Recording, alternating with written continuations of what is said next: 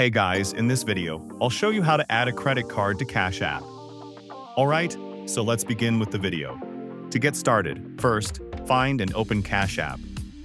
Once you're inside and you're logged into your account from any page, tap your profile icon on the top right corner of the screen. Once you're inside of your account menu, scroll down a little bit, and then here near the center, you'll see linked banks. Choose this one. Thing to note real quick. Before you add a credit card, you need to have a debit card linked to your account. Once you add a debit card after that, you can then add more cards.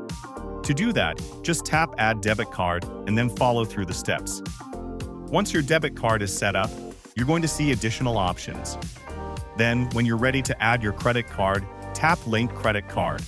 The first thing that you'll see here at the top is an alert, letting you know that whenever you send money using a credit card, it's going to cost you a 3% fee to use this.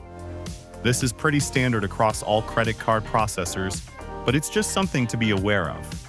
To add your credit card, enter the card number, the expiration month and year, the 3-digit CVV code, and then your zip code.